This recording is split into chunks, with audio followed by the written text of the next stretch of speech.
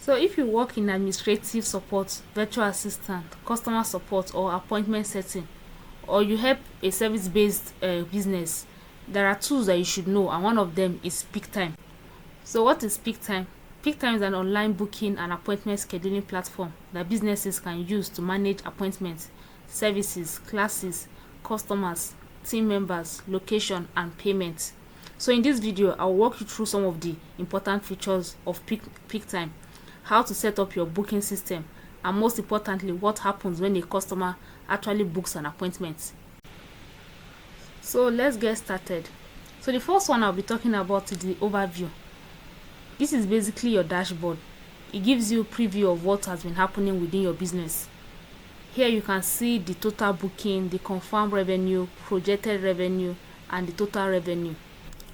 You can also see the payment method used and your total sales. You can also view information for different periods such as week, month, or even last month.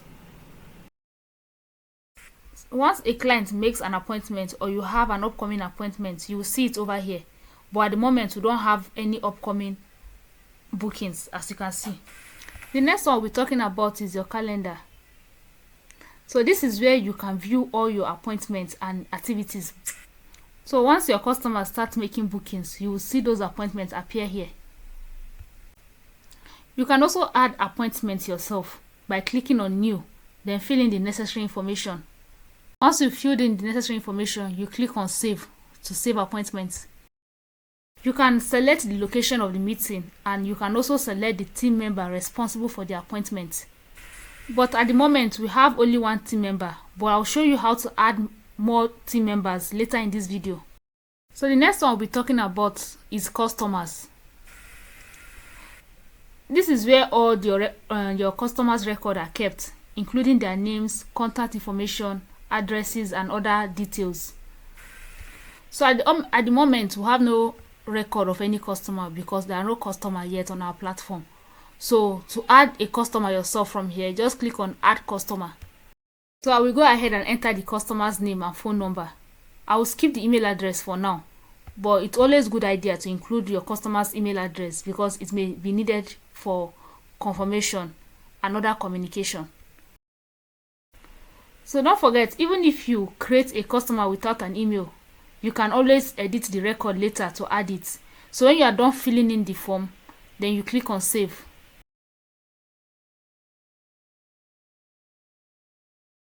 Now we have added a customer. We have one customer. To see more information about this customer, simply click on the customer's name and it will open up their profile. Here you have the details section where you can add or update information such as their email address, gender, and date of birth. The next section is address section. So this is where you can actually add their address, their city, their state, and their zip code. Then we have the notes section. This particular one is useful when you are working as a part of a team because you can leave important information about the customer's need or any other thing that another team member needs to know before attending to a customer. So the next section here is the booking history. So the booking history does basically allows you to see a customer's previous bookings and appointment history. So the next one we'll be talking about here now is the booking type, where we have services, classes, and resources. So we'll start by explaining what services are. Services is where you set up all the services that your business offer. Then for the classes are mostly useful when a business offers group section like courses, training, or other class-based activities. Then the resources are just things that may be needed or required for a service or appointment to take place. So I'll go ahead to show you how to create a service. To create a service, just click on service. So once you click on service, so it opens, you see an option to add category and also the plus sign where you can add a service. I will add category to mine by clicking on new category. Then I'll go ahead and name this category therapy. Then I'll choose a color, then click on save. So now we have a category called therapy. I'll also go ahead and add a service by clicking on the plus sign. So I will name this service trauma healing. For the location, I'll select Abuja because that's the only location we have added into the system for now. Then I will choose a team member responsible for this service. But at the moment, like I said, we only have one team member, which is Skillflow. So I'll just select that. Then for the amount, I'll just write 500 naira. Then select duration 45 minutes. When I'm done filling in each section, I'll click on save. We have successfully added a service and a category. So next, to move to class. The setup is quite similar to services. You can add different classes offered by the business and configure the relevant details. So once we click on class, then I will click on new category, add category, and I will name it cooking and choose a color, then click on save. So now we have cooking as a category. So to add a class, you click on the plus sign. So I will name this class Party Jollof. Then I'll set the price to 10,000 naira. You can also indicate the number of slots available for this class and the duration. So when you're done filling it, you click on save. Another section will open up where you can add additional details such as start date and whether the class is reoccurring. You can also choose whether you want it to repeat daily, weekly or monthly. However, reoccurring class are available on paid version. I'll also go ahead and select the team member that is responsible for this class. Choose the location, then click on save.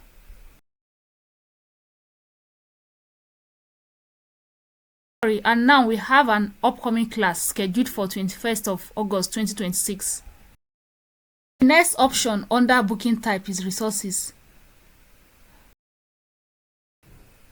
Some businesses may have administrator responsible for these setups.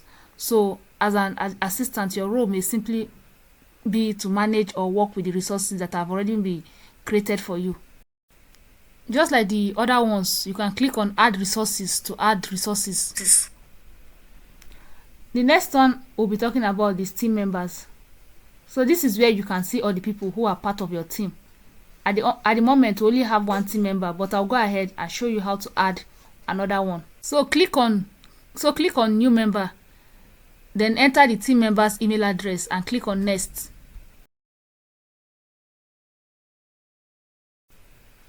Then you enter the team member's name, phone number and location, then select their role. Once you're done, click on save. At the moment, we only have 3 roles, which is owner, admin and team members. Later in the video, I can show you how you can add more roles, but I think that's for when you're using a paid version. So you'll see that we now have 2 team members. Next on this section is roster. So after setting up your team, you need to tell Picktime when these team members are available. That's where your roster comes in. The roster allows you to manage the availability and working schedule of each team members. This is actually very, very important because you don't want customers to book appointments at a time when a particular team member is not available. So from this roster now, you can see that both team members are available from Monday to Fridays. I think 9 a.m. to 5 p.m. Another section under team members is roles. So this is where you can manage the roles and assign roles to your team members. We currently have just 3 roles, like the owner, the admin, and team member. So you can add additional roles by clicking on create roles, but this feature is only available on paid version. So next is setup. So this is where you find different settings for your Picktime account. Under general settings, you can manage your general account and preferences. You have the plan and billing where you can manage your subscriptions. We have notification where you can configure your email and SMS notification for appointments and reminders. Then we have user profile where you can manage your personal information. And we also have close dates. So this is where you specify days or holidays when your business will not be accepting bookings. So we also have location, integration, and single sign-on. So you can go through all of these settings and modify them, but the single sign-on is only for paid version. So the next one we'll be talking about is your report. This is where you can review reports relating to activities and performance of your business. So instead of manually going through each booking report, this helps you to get a broader view of what has actually been happening in your booking system. There are different types of reports available, so you can select the one you need from the drop down. So once you've selected the actual report you want to see, you select your date range, then click on show. So you'll get to see all the reports that you want to see. You can also print a report when necessary. So the next section we'll be talking about is payment and sales. This section allows you to configure payment related features and connect payment gateway where applicable. This is actually useful if you run a business that requires customers to pay for a service before booking an appointment as part of the process. For instance, if you have a PayPal account, just click on PayPal. So read through the steps. Then if you are comfortable with all the steps and meets all the requirements, then you go ahead and click on connect. You can also manage invoicing and other related settings from this section. So now let's talk about one of the most important aspects of Picktime, which is online booking.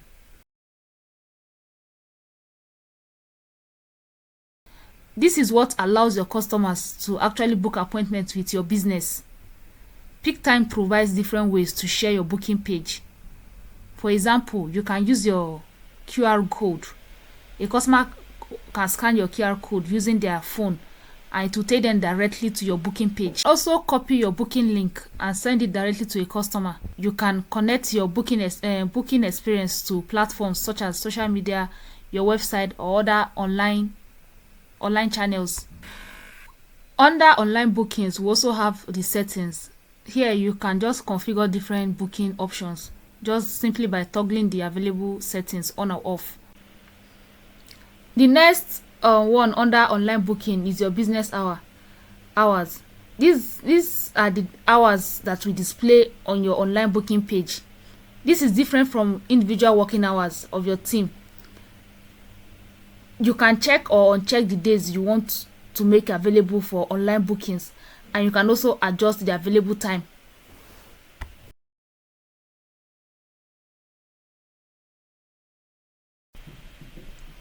So next one under online booking is your language setting. The default language here is English, but you can change the booking experience to a supported language, but this feature is only available on paid plan.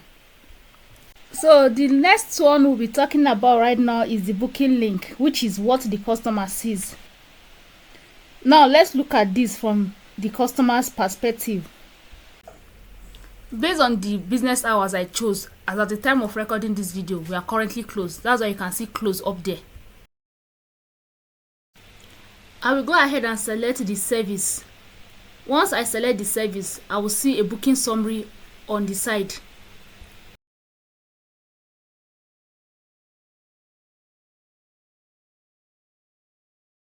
Next, I'll select a date. Because we don't work weekends, Saturday and Sundays are not available for selection. I will go ahead and select Monday 24th and then choose my preferred time. Once I pick a time, it will then automatically take me to the next page where I can fill in my details.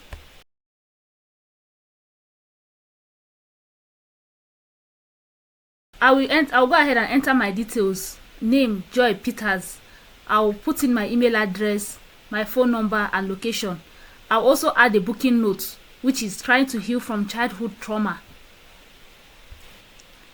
After filling in all the required information, I will click on Book Appointments. I will now receive a pop-up message that my appointment has been booked. I will also, as a customer, I will also receive a confirmation mail for the appointment. Now let's go back to the business side. When I open my calendar, I will see that we have an appointment with Joyce Peters for the 24th of August. Once I click on Joyce Peters, once I click on the appointment, I will see the full details of the booking. This is the full details of the booking, including the note that the customer left behind while booking the appointment. I can change the status of this appointment by clicking on New at the top screen. So when I click on New, I can mark it as confirm, no show. No show means when the customer does not show up for their appointment. I can mark it as completed. I can mark it as pending. I can mark it as delayed, and so on. Click on More just beside New. I have options to edit, print, or resend confirmation email. Confirmation email means maybe when the customer books an appointment and then they say they didn't get a confirmation mail, so you just come here and click on resend confirmation mail. So this is a beginner's walkthrough of Picktime. Found this tutorial helpful? Don't forget to like, subscribe, and follow my channel for more practical tutorials on digital tools used in today's workplace. Thank you for watching. I'll see you in the next one.